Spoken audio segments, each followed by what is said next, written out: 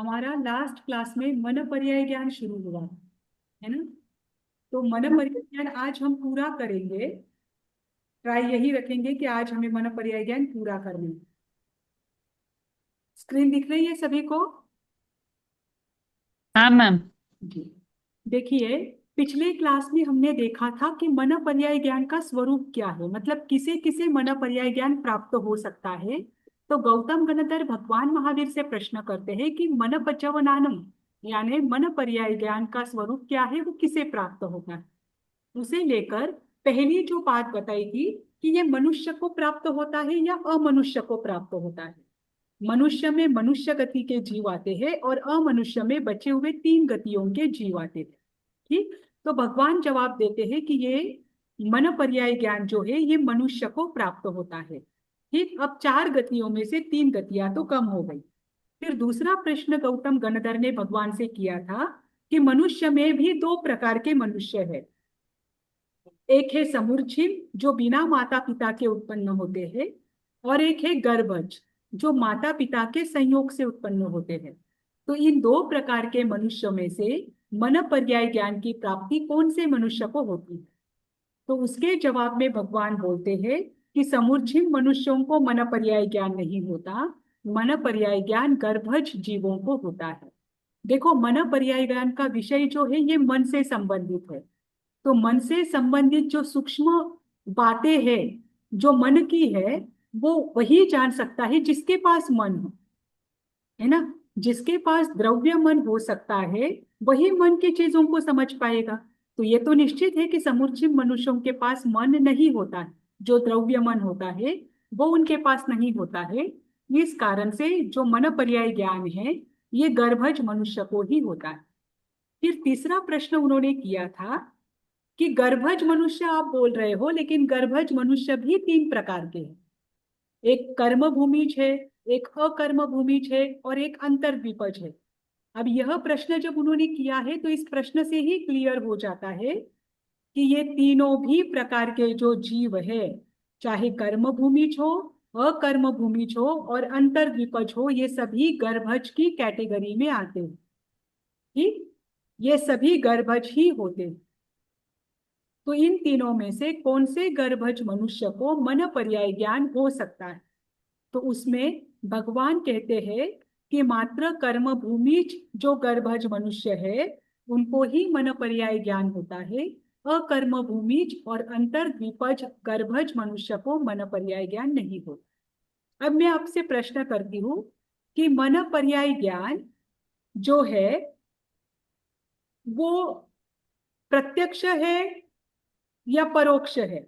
और प्रत्यक्ष भी है तो कौन सा प्रत्यक्ष है।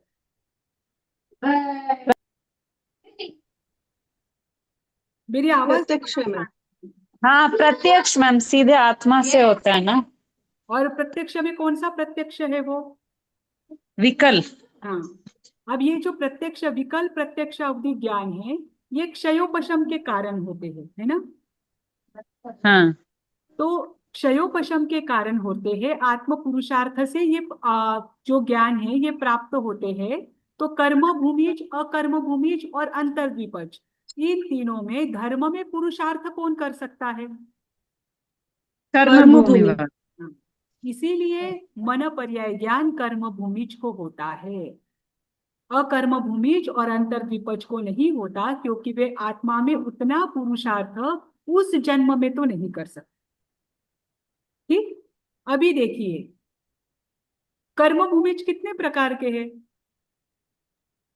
15। 15 15 प्रकार कर्म के। भूमि। 30 कौन कौन 30। से हैं। कर्म ना मैम। हाँ कर्म पांच नहीं भूमि। नहीं, कर्म पांच भूमि। ऐरावत और 5 महाविद्य क्षेत्र में। हाँ, 5 भरत, 5 ऐरावत, 5 महाविद्य, इनमें जन्म लेने वाले। कर्म भरत और ऐरावत में भी कब जन्म लेने वाले। चौथे आरे में। पांचवे, चौथे पांचवे आ रहे चौथा। में। हाँ, चौथे पांचवे छठे अवसर पीने के, और उत्सर पीने हाँ। के पहले दूसरे तीसरे। पहले दूसरा तीसरा। इन आरों में जन्म लेने वाले जो मनुष्य है वे कर्म भूमिज कहलाते हैं। ठीक। वो भी गर्भज मनुष्य, ध्यान रखना। अभी देखिए, कर्म भूमिज जो है उनको उन्होंने बताया है कि कर्म भूमिज में कुछ ऐसे मनुष्य है जो संख्यात वर्ष की आयु वाले हैं और कुछ असंख्यात वर्ष की आयु वाले हैं। संख्यात वर्ष और असंख्यात वर्ष का पहले अर्थ समझ लीजिए, फिर मैं गाथा पढ़ती हूँ।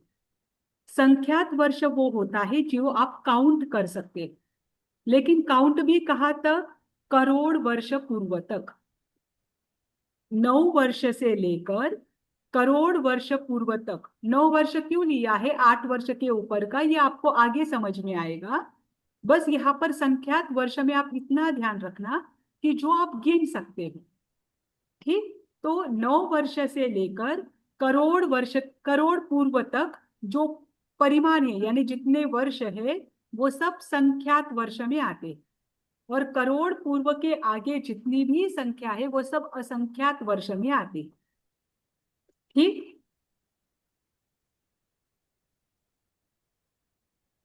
अभी देखिए अवसर पिनी का तीसरा आरा और उत्सर पिनी का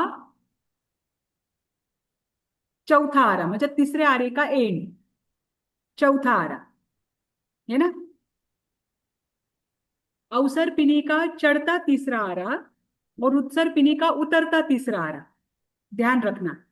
अवसर पिनी का चढ़ता तीसरा आरा मतलब तीसरे आरे की शुरुआत और एंड में, जहां से कर्म भूमि जस्ट शुरू हुई है ऐसा एंड, तो वहां पर जो मनुष्यों की आयु होती है वो असंख्यात वर्ष की भी होती है। हमारे आगमों में एक बात आती है, आपने पढ़ा है या नहीं पता नहीं, कि उस जन्म में मोक्ष भी उसे ही प्राप्त होता है जिनकी ज्यादा से ज्यादा आयु 84 लाख पूर्व की। उसके ऊपर अगर उनकी Yes, sir. आयु है तो उनको भी मोक्ष नहीं मिलता उस जन्म में, क्योंकि वो असंख्यात वर्ष की आयु हो जाती। ठीक, ध्यान रखना। तो यहाँ पर अब ये प्रश्न किया गया है कि कर्मभूमि जो मनुष्य है जिसे आप गर्भज की कैटेगरी में लेते हैं वो भी दो प्रकार के हैं, संख्यात भी है असंख्यात भी है। संख्यात वर्ष की आयु वालों को मन पर्याय ज्ञान होता है या असंख्यात वर्ष की आयु वालों को? तो उस समय भगवान कहते हैं कि जिनकी आयु संख्यात वर्ष की है यानी 9 वर्ष से लेकर करोड़ पूर्व तक जिनकी आयु है उन्हें ही क्या हो सकता है? मन पर्याय ज्ञान हो सकता है। 84 लाख पूर्व और करोड़ पूर्व, इसमें अंतर है, ध्यान रखना। थोड़ा सा ही अंतर है।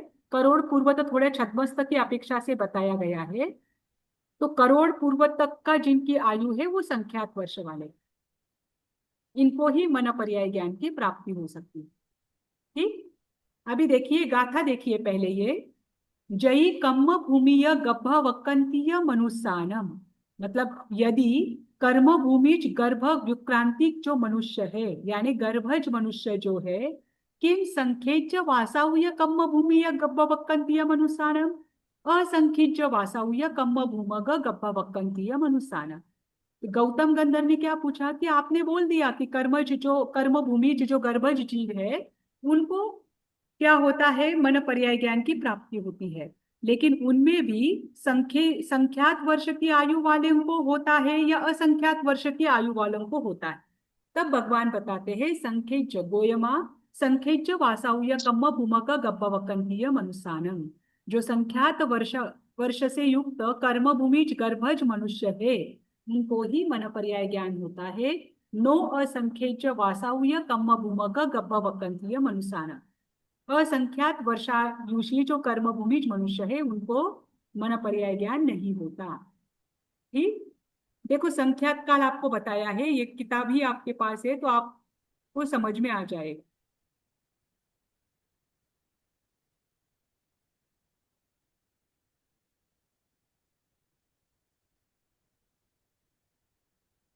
आपको औपमिक काल बताने की कोई जरूरत नहीं है ना, उसकी कोई आवश्यकता नहीं, वो बहुत डीप में हो जाएगा। अभी देखिए, अभी ये तो हुआ कि संख्यात वर्ष की आयु वाले जो है जिनकी लिमिटेड है आयु और जिनकी आयु हम गिन सकते हैं, वो संख्यात वर्ष की आयु वाले मनुष्यों को तो मन पर्याय ज्ञान होता है। लेकिन आगे का पुनः प्रश्न हो जाता है कि संख्यात वर्ष की आयु वाले भी दो प्रकार के जीव हैं, एक पर्याप्त होते हैं और एक अपर्याप्त होते हैं। आप पर्याप्त और अपर्याप्त की व्याख्या क्या करते हो? आप पर्याप्त यानी बोलिए, बोलिए। पर्याप्त यानी जिन्होंने 3 पर्याप्तियां पूर्ण कर ली है वो पर्याप्त, अच्छा, और जिन्होंने नहीं की है वो अपर्याप्त यानी कि 3.5 से पहले ही उनकी मृत्यु हो ठीक हो। जाती है तो अपर्याप्त। हम्म। अभी देखिए, तो इन्होंने यहाँ पर प्रश्न किया है, मृत्यु हमेशा जरूरी नहीं है। जब तक कोई जीव की 3.5 पर्याप्तियां पूर्ण नहीं होती तब तक भी वो अपर्याप्त ही कहलाता है, भले ही वो आगे जाता है। देखो, दोनों भी बातें हाँ। हैं। अपर्याप्त दो प्रकार के हैं। कोई कोई जीव 3.5 पर्याप्तियां पूर्ण होने से पहले ही आयु पूरी करता है, वो भी हम्म। अपर्याप्त है। दूसरा, 3.5 पर्याप्तियां जब तक वो पूर्ण नहीं करता तब तक वो अपर्याप्त होता है। जैसे ही उसने 4 पर्याप्तियां पूर्ण कर ली वही वही जीव पर्याप्त बन जाता है। जैसे हम माता के गर्भ में आए। माता के गर्भ में आने के बाद जब तक हमारी 3.5 पर्याप्तियां पूर्ण नहीं हुई तब तक हम अपर्याप्त कहलाए। पर जैसे ही हमने ये पर्याप्तियां पूर्ण करने कर ली और आगे की पर्याप्तियां हमने शुरू कर ली, हम वही अपर्याप्त पर्याप्त भी कहलाए, है ना। तो यहाँ पर उन्होंने क्या कहा कि संख्यात वर्ष की आयु वाले दो प्रकार के जीव है। एक है पर्याप्त, एक है अपर्याप्त। तो कौन से संख्यात वर्ष की आयु वाले जीवों को मन पर्याय ज्ञान की प्राप्ति होती है? तो उस समय कहते हैं गौतम गंधर्व को भगवान कि जो पर्याप्त जीव है, पर्याप्त जीव की लास्ट पर्याप्ति कौन सी होती है? मन। हाँ, तो श्वासोश्वास प्राप्ति, श्वासोश्वास मन। प्राप्ति पर्याप्त जीव श्वासोच्छ्वास की। कितने नंबर मतलब की जब है? वो सारी प्राप्तियां पूरी कर लेगा तो श्वासोश्वास हुई, और पूरी मन प्राप्ति से होती है। नहीं नहीं नहीं नहीं, मैंने पूर्ण अभी करने की आपने बोला बात ना नहीं 4 की। प्राप्तियां पूर्ण देखो, करने। देखो, बात है ना, बात ये एक मन ऐसी प्राप्ति या होती है मैम, ऐसी मन सेकंड है कि प्राप्ति चल ही नहीं रही लास्ट। है। देखिए, लास्ट मन होता है, मन किसने प्राप्ति। क्या बोला? और मन प्रवय ज्ञान के लिए मन प्राप्ति जरूरी है। नहीं, टोटल 6 ऐसा नहीं प्राप्ति है। होती देखो, है। मन पर्याय ज्ञान के लिए बात नहीं चल रही है। बात यहाँ पर किसकी चल रही है? कर्म भूमि मनुष्यों की चल रही है। मनुष्यों को हमेशा 6 पर्याप्तियां ही हो। हाँ। तो अगर मनुष्यों की अपेक्षा से देखो तो पर्याप्त कौन है? जिन्होंने 6 की 6 पर्याप्तियां पूर्ण कर ली। यहाँ पर अन्य गति के जीवों की बात नहीं चल रही है, क्योंकि हमारे लाइन वाइज प्रश्न चल रहे हैं। प्रश्न में क्या आया है कि कर्म भूमि जो गर्भज मनुष्य है, जो संख्यात वर्षी है, उनकी पर्याप्ति क्या है, या किसे पर्याप्त कहेंगे? जिन्होंने 6 की 6 पर्याप्तियां पूर्ण कर ली, वो पर्याप्त में आएगा, है ना। तो वो जो पर्याप्त है, पर्याप्तियों में छठी पर्याप्ति मन पर्याप्ति है। और मन पर्याय ज्ञान वालों को भी मन की आवश्यकता होती, उसके बगैर तो वो कर ही नहीं सकते। इसीलिए ये बात भी यहाँ पर क्लियर हो जाती है कि जो पर्याप्त है उनको ही मन पर्याय ज्ञान की प्राप्ति हो सकती है ना। जो अभी अपर्याप्त अवस्था में है या जिसके पास द्रव्य मन नहीं है, ऐसे जो असन्नी जीव है उनको मन पर्याय ज्ञान नहीं होता। ठीक, पर्याप्तियों का वर्णन दिया है जिसकी यहाँ पर लेने की कोई आवश्यकता नहीं। हाँ, पर पर्याप्तियों के बारे में एक बात मैं आपको बता देती हूँ कि 6 पर्याप्तियां में पहली जो पर्याप्ति है आहार पर्याप्ति, ये पहले समय में ही हो जाती। ध्यान रखना, पहले समय में ही आहार पर्याप्ति पूर्ण हो जाती है। बाकी की 5 पर्याप्तियां लाइन वाइज अंतर मुहूर्त में पूर्ण होती है। ठीक, मुझे एक प्रश्न का जवाब दीजिए। ज्यादा से ज्यादा कितने समय तक कोई भी जीव अनाहारक हो सकता है? 4 अनाहारक, समय तक। अनाहारक का अर्थ समझ में आया आपको? 4 समय।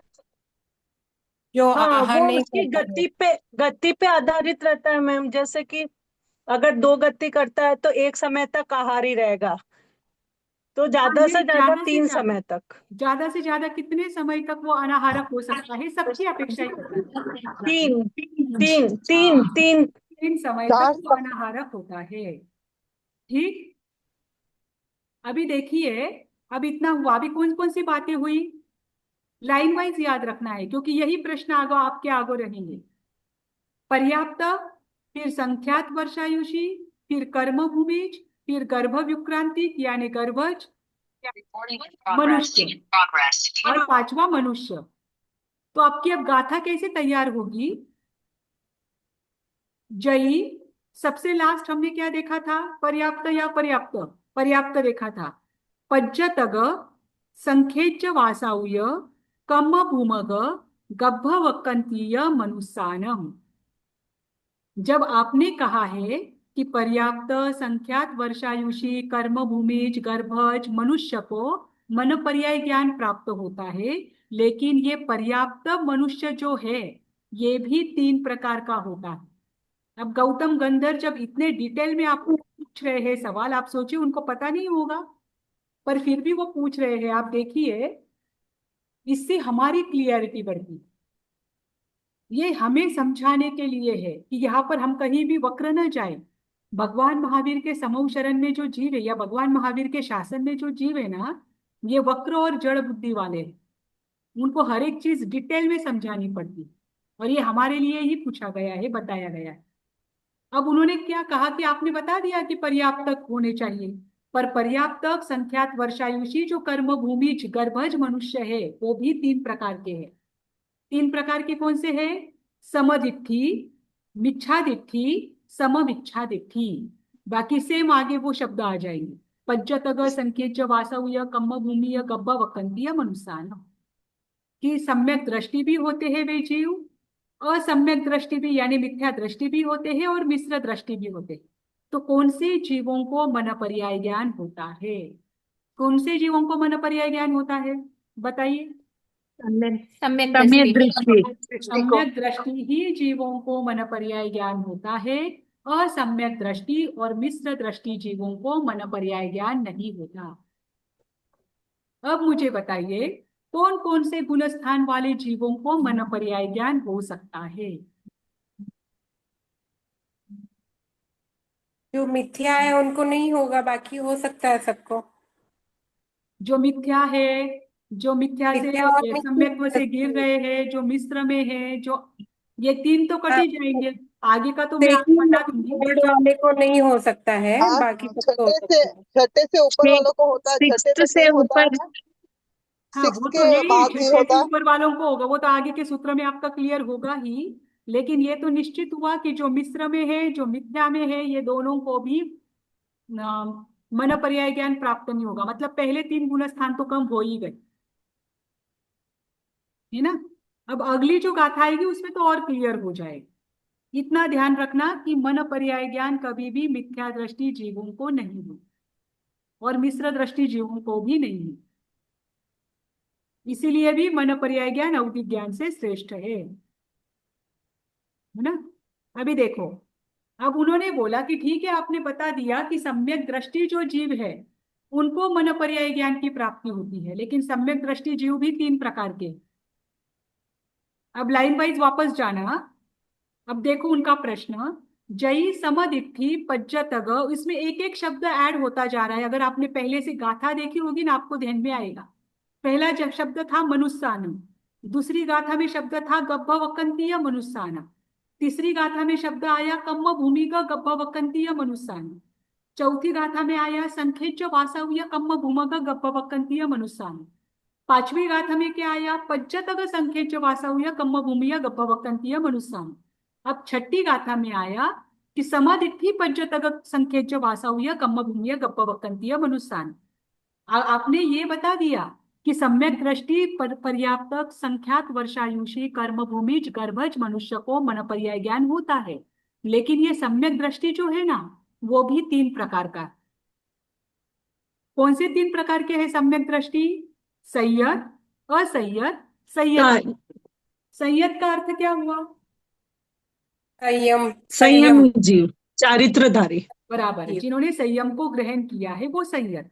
असंयत का अर्थ क्या हुआ? है संयमी। जिन्होंने अभी तक श्रावक। संयम को, हाँ, किसी भी प्रकार का, नहीं हाँ, किया। देश संयम न सर्वविरति संयम, किसी भी प्रकार का संयम अभी तक इन्होंने अंगीकार नहीं किया, वो असंयम। और संयता संयत यानी दोनों है जिसको। चौथे संयम चौथे कुछ सही। नहीं, दोनों चौथे गुण नहीं, स्थान वाले संयता जो संयत का अर्थ होता है श्रावक। ओके। श्रावक वाले। ध्यान हाँ दो। मतलब संयम की पालन करता और नहीं भी करता मैम। हाँ, तो देश संयमी छोटे था। व्रत पचकान करता है और हाँ चारित्र नहीं लेता है। हाँ, तो हाँ देश, उसे देश संयमी कहते हैं, जिन्होंने देशतः संयम को अंगीकार किया, वो श्रावक होते हैं। अब मुझे इन तीनों की कैटेगरी बताएं। संयत जो है वो कौन से गुण स्थान से है? छठे। हाँ। असंयत कौन से गुण स्थान वाले हैं? चौथे। हाँ चौथे। क्योंकि सम्यक दृष्टि जीवों की चर्चा चल रही है, इसमें आप मिथ्या दृष्टियों को नहीं ले हाँ। सकते। ठीक। और संयत हम्म। संयत कौन से गुण स्थान वाले हैं? पंचवा। हाँ। पंचवा। पांचवे। ठीक है। अभी देखो, अभी यहाँ पर पूछा है कि आपने कहा सम्यक दृष्टि जो पर्याप्तक संख्यात वर्षायुषी कर्म भूमिज गर्भज मनुष्य है उनको मन पर्याय ज्ञान होता है। लेकिन वो भी तीन प्रकार के हैं, संयमी, देश संयमी और असंयमी। ये तीनों भी सम्यक दृष्टि ही है। तो इसमें से कौन से जीवों को मन पर्याय ज्ञान की प्राप्ति होती है? तब वे बताते हैं कि संयम। जो मन पर्याय ज्ञान की प्राप्ति है, होती है, देखो नीचे, गोयमा संजय समदिट्ठी पज्जतग संखेच वासाव्य कम्म भूमिय गब्भवक्कंतीय मनुस्सानम। संयत सम्यक दृष्टि पर्याप्तक संख्यात वर्षायुषी कर्मभूमिज गर्भज मनुष्य को मन पर्याय ज्ञान की प्राप्ति होती है। नो असंजय समदिट्ठी पज्जतग संखेच वासाव्य कम्म भूमिय गब्भवक्कंतीय मनुस्सान। असंयत को भी नहीं, मतलब असंयत सम्यक दृष्टि को भी नहीं, और देश विरत सम्यक दृष्टि को भी नहीं। मन पर्याय ज्ञान की प्राप्ति मात्र संयत सम्यक दृष्टि जीवों को ही होती है। संयत सम्यक दृष्टि कर्म भूमिज मनुष्य को। अब यहाँ पर जो शब्द दिए ना, इनका अर्थ आप निकालिए। ये मुझे बताइए, ये जो है संयत स प सं क ग, इसका अर्थ क्या होगा? संयत स का अर्थ क्या है?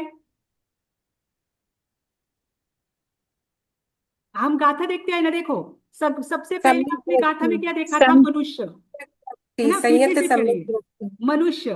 गौ से क्या सम्यक आएगा? समदिट्ठी हो गया उसका। हाँ।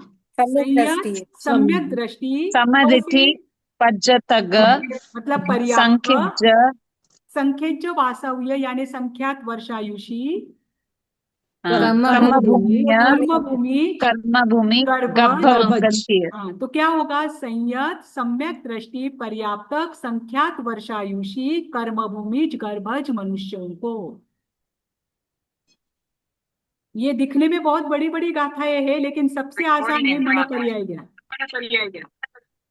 है ना?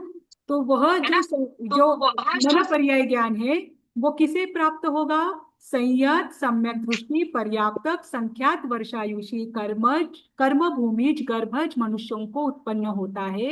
असंयत और संयता संयत को वह उत्पन्न नहीं होता। ठीक, यहां तक क्लियर हुआ? अब आगे का देखिए। अब संख्यात संयत जो है वो कितने प्रकार के हैं संयमी? दो। दो, प्रमत और अप्रमत। प्रमाद और हाँ, प्रमाद। प्रमादी साधु गुणस्थान और अप्रमादी साधु गुणस्थान। है ना, ये बोलते हो ना आप, क्योंकि सातवें के हाँ। आगे यानी आठवें से लेकर 13वें तक के सारे अप्रमादी ही होते हैं। ध्यान रखना, जब वो गिरते हैं 11वें से ही गिरते हैं। जब 11वें से गिरते हैं, गिरने के बाद वे वापस प्रमादी बनते हैं, या गिरते समय धीरे धीरे प्रमाद में आ जाते हैं। लेकिन सातवें के आगे सारे गुणस्थानवर्ती अप्रमादी ही होते हैं। इसीलिए साधु की दो कैटेगरीज है, प्रमादी, अप्रमादी। अब यहाँ पर तो इन्होंने बता दिया कि जो संयमी है और सम्यक दृष्टि है, उनको ही क्या हो सकता है? मन पर्याय ज्ञान हो सकता है। अब आपको मैं एक प्रश्न और पूछती हूँ। ठीक। एक अंगार मर्दनाचार्य नाम के आचार्य है। अंगार मर्दनाचार्य की कथा मैंने पिछले क्लास में आपको बताई थी, शायद पिछले साल के क्लास में बताई हो। अंगार मर्दनाचार्य अभविजीत है ना। अब अंगार मर्दनाचार्य ने 9 कुंडलों का अभ्यास किया। किसी का तो भी अनम्यूट है। अंगार मर्दनाचार्य ने साधु दीक्षा ग्रहण की, साधुत्व को ग्रहण किया। साधुत्व को ग्रहण करने के पश्चात उन्होंने गौतम गणधर के समान करनी करने वाली बाहर के आचार को पाला। मतलब गौतम गंधर जैसे आचरण पालते थे साधुत्व का, वैसे ही आचरण उन्होंने पाला और उन्होंने 9 पूर्वों तक का अभ्यास भी किया। 14 पूर्वों में से 9 पूर्वों का ज्ञान भी उन्होंने प्राप्त कर लिया। तो उनको मन पर्याय ज्ञान कब प्राप्त होगा?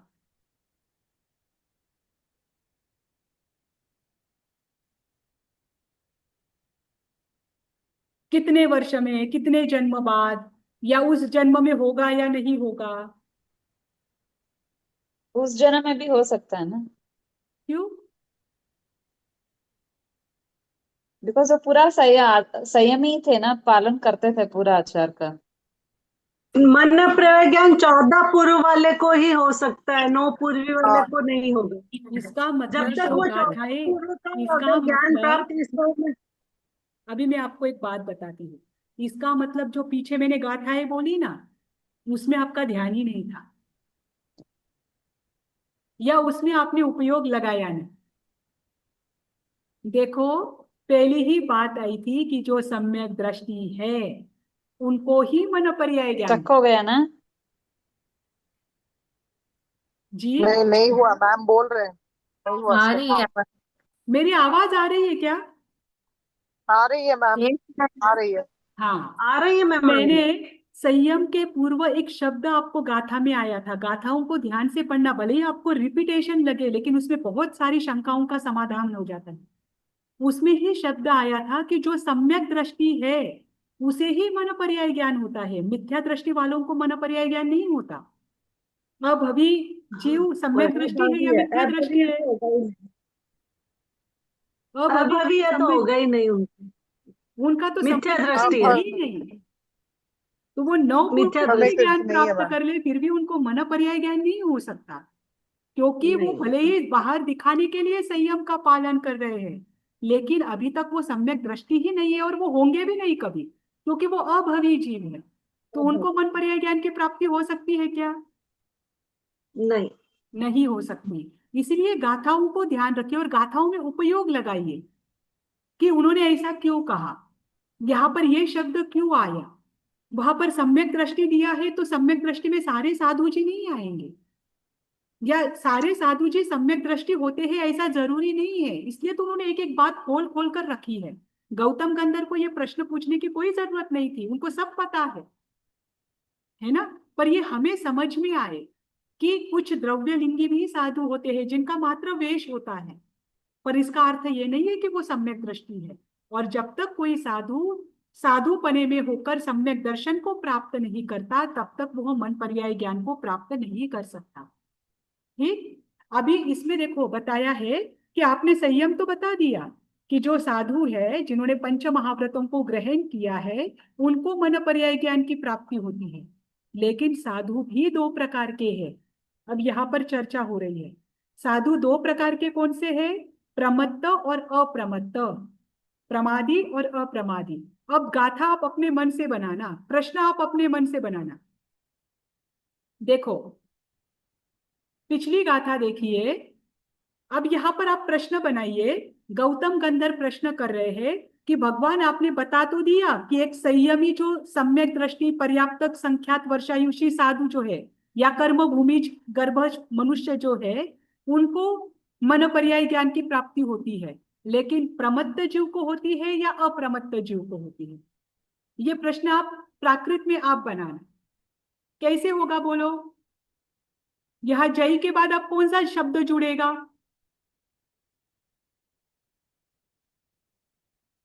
आपका सविता जी म्यूट है।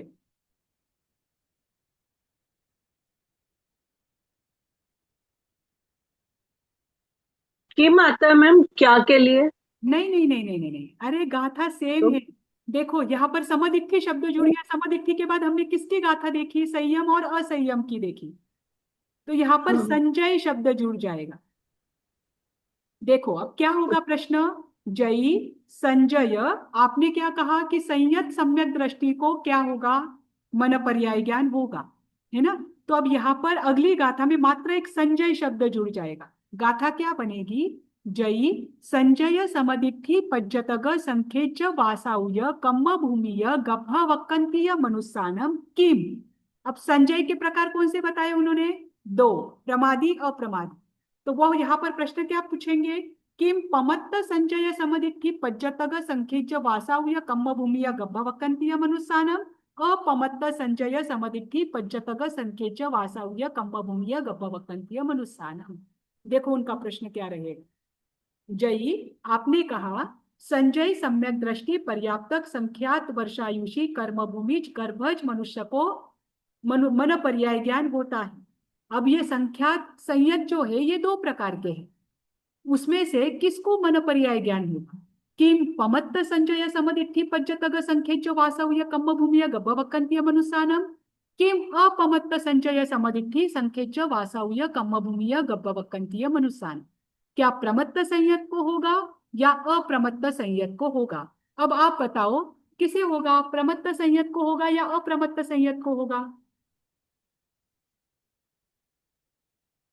अप्रमत्त संयत को। हाँ, जो अप्रमादी है उनको होगा। अब कौन से गुणस्थान वाले कट हो गए? छठा गुणस्थान वाले छठे नहीं होंगे, गुणस्थान वाले सातवें भी को ही। कट हो गए। मात्र जो अप्रमादी साधु है, जिनमें किंचित मात्र भी प्रमाद नहीं है, उनको ही क्या हो सकता है? मन पर्याय ज्ञान हो सकता है। ध्यान रखना, जिनमें किंचित मात्र भी प्रमाद है उन साधुओं को भी मन पर्याय ज्ञान नहीं है। ठीक, तो पांचवें आर्य में मन पर्याय ज्ञान होगा या नहीं होगा? नहीं होगा। नहीं होगा। पांचवें आर्य के शुरुआत में जो 10 बोलों की विच्छेद बताया है कि इनका लोप हुआ है, उनमें परम अवधि ज्ञान, मन पर्याय ज्ञान और केवल ज्ञान, ये तीनों भी ज्ञान। थोड़ा सा अवधि ज्ञान हो सकता है, परम अवधि ज्ञान नहीं हो सकता पांचवें आर्य में। पांचवें आर्य में परम अवधि ज्ञान क्यों नहीं हो सकता? कौन बताएगा रीजन? क्योंकि क्योंकि परम अवधि ज्ञान होते ही जस्ट केवल ज्ञान हो जाता है, वो क्योंकि उत्कृष्ट केवल परम ज्ञान। अवधि हाँ, ज्ञान के बाद ही केवल ज्ञान होता है, just परम अवधि ज्ञान ही केवल ज्ञान में कन्वर्ट हो जाता है ना? कन्वर्ट होता है। तो केवल ज्ञान ही नहीं हाँ, है तो परम अवधि ज्ञान कहाँ से रहेगा? बराबर। अभी देखिए उन्होंने क्या कहा कि संख्यात संयत भी कौन से? अप्रमत्त संयत जो है, जो अप्रमादी साधु है, उनको ही क्या होता है? मन पर्याय ज्ञान की प्राप्ति होती है। अन्य प्रमादी साधुओं को मन पर्याय ज्ञान नहीं है। यानी सातवें गुणस्थान में जो पहुंचा हुआ हो, जो सदा संयम में लीन रहता हो, जिसमें निद्रा आदि जो 5 प्रकार के प्रमाद बताए हैं वो नहीं है, जो शुभ भाव में उसकी धारा में बहता है और अब शुद्धता की ओर बढ़ रहा है, ऐसे जीव को ही क्या हो सकता है? मन पर्याय ज्ञान हो सकता है। ठीक, अब इसमें मन पर्याय ज्ञान यानी अप्रमादी जीव कौन कौन से हैं, उनके नाम बताए हैं कि ऐसे अप्रमादी जीव किस किस में आएंगे, कौन कौन से कैटेगरी में आएंगे। तो जो जिनकल्पी मुनिराज है वो अप्रमादी होते हैं। जो परिहार विशुद्ध चारित्र वाले जो जीव है वो भी अप्रमादी होते हैं। और जो 12 भिक्षु प्रतिमाओं को अंगीकार करते हैं वे भी अप्रमादी साधु होते हैं। ठीक, जिनकल्पी के लिए एक नियम दिया गया है कि जब तक वह जीव नव पूर्व और तीसरी वस्तु तक का ज्ञान प्राप्त नहीं करता तब तक वो जिनकल्पी नहीं बन सकता। और नव पूर्व और तीसरी वस्तु तक का ज्ञान प्राप्त करने तक उनमें अप्रमत्तता भी आती है और उसके आगे जो भी ज्ञान प्राप्त करता है वो मात्र सम्यक दृष्टि ही होता है। ध्यान रखना, नव पूर्व मैम और आप तीसरी। इस बात को थोड़ा और डिटेल में समझाएंगे, ये जो आपने लास्ट में बोला। जी जी जी, मैं वही बता रही हूँ। तीसरी वस्तु देखिए मतलब? देखिए जो है ना, एक एक पूर्व है। जैसे एक पूर्व एक विषय हुआ, एक एक विषय में अलग अलग चैप्टर्स होते हैं, है ना? अलग अलग उसके भाग होते हैं। जैसे आपने मैथ्स आप पढ़ रहे हो तो मैथ्स में एक अलजेब्रा होता है, एक ज्योमेट्री होता है, फिर वापस उसमें और कुछ होते हैं, लॉजिक आता है। ये सारे जो है ये मैथ्स की कैटेगरीज है। ये कैटेगरीज होती है उनके प्रकार, और उनमें भी अलग अलग चैप्टर्स होते हैं। जैसे अलजेब्रा के अलग चैप्टर्स, ज्योमेट्री के अलग चैप्टर्स, लॉजिक के अलग चैप्टर्स। अभी ये देखिए, मैथ्स एक विषय है, मैथ्स को लीजिए पूर्व, है ना? अब इसके जो अलग अलग कैटेगरीज है, अलजेब्रा, ज्योमेट्री, लॉजिक, ये हो गई वस्तु। और इनके अंदर रहे हुए जो चैप्टर्स है वो है प्राभूत। ठीक। अब जो पूर्व है, पूर्व को वस्तुओं में विभाजित किया जाता है, एक एक पूर्व को, जैसे एक एक विषय को विभाजित किया जाता है ना। तो पूर्वों को विभाजित करने के बाद जो 9 पूर्व है वो पूरे, और उसके बाद 3 वस्तु, 10वें पूर्व के कोई भी 3 विभाग, यहां तक तो मिथ्यात्व भी प्राप्त कर सकता है। 9 पूर्व, उसकी तीसरी वस्तु तक का ज्ञान जो मिथ्यात्वी है, मिथ्या दृष्टि है, उसे भी कोई प्राप्त कर सकता है। लेकिन तीसरी वस्तु के आगे का जो ज्ञान है वो मात्र सम्यक दृष्टि जीवों को ही होता है। ठीक। इसीलिए कहा गया था, मैंने थोड़ी देर पहले अंगार मर्दनाचार्य का आपको कहा था कि उनको 9 पूर्वों का ज्ञान है। तो 9 पूर्वों का ज्ञान है, क्योंकि वो मिथ्यात्वी है तो वो 9 पूर्वों का ज्ञान प्राप्त कर सकते हैं। मैंने 10 पूर्व नहीं बोला था। 10 पूर्व का ज्ञान मात्र सम्यक दृष्टि जीवों को ही होता है। ठीक। अभी जो जिनकल्पी है उनके लिए एक नियम है। क्या नियम दिया है उनके लिए कि जिनकल्प ग्रहण करने के पूर्व उनका 9 पूर्व और तीसरी वस्तु तक का ज्ञान प्राप्त उनको होना जरूरी है। अगर यहां तक का ज्ञान वो प्राप्त कर लेते हैं तभी वो जिनकल्प को धारण करने के लिए योग्य बन जाते हैं। जिनकल्प का अर्थ आप सभी को पता है, क्या होता है जिनकल्प का अर्थ? वो सब कुछ त्याग, मतलब अपने शरीर की भी शुश्रूषा नहीं करेंगे। हाँ, और वो स्थविर कल्पी मतलब संग से दूर होकर एकाकी वन में विचरते एकांत हैं। रहेंगे। रोग आदि उत्पन्न होने पर भी किसी भी प्रकार की चिकित्सा नहीं करते, वस्त्रों को धारण नहीं करते, और मृत्यु सामने आने के बाद भी मृत्यु से डरकर भागते नहीं है। ये उनकी विशेष साधना होती। ये विशेष साधना करने के लिए इतना ज्ञान आवश्यक है। ठीक। इसीलिए अप्रमादी साधु में जिनकल्पी मुनियों को भी लिया है। दूसरे है परिहार विशुद्ध चारित्र संपन्न। देखो, परिहार विशुद्ध चारित्र का पालन करने वाला ही जीव 12 प्रतिमाओं को अंगीकार करता है। ये भी एक बात कहीं कहीं ग्रंथों में आई है, ध्यान रखना। परिहार विशुद्ध एक प्रकार का चारित्र्य है। ये लगभग 9 महीने का होता है और 9 मुनियों का ग्रुप मिलकर इसकी साधना करता है। ध्यान रखना, ये जो चारित्र्य है ये 9 महीने तक चलता है। इसमें विशेष नौ साधना का है मैम, 18 का? 18 का, 9 का? 18 नौ महीने, नौ छह का। छह 6 महीने 18, 6 महीने का 3 होता है ना मैम? नहीं नहीं, 4 4 छह, महीने की नौ 2 बार नौ होते हैं। साधु। अच्छा, कुछ अपवाद हो गया तो फिर नहीं 6 नहीं, 6 अपवाद महीने नहीं, में 18 3। महीने हाँ, हो बिकॉज सकता है, हम 18 महीने का भी हो सकता है। पर मेरे हिसाब से तो मैंने 9 महीने का पढ़ा था, क्योंकि 9वां महीना लगता ही उनको चातुर्मास के लिए जाना पड़ता है।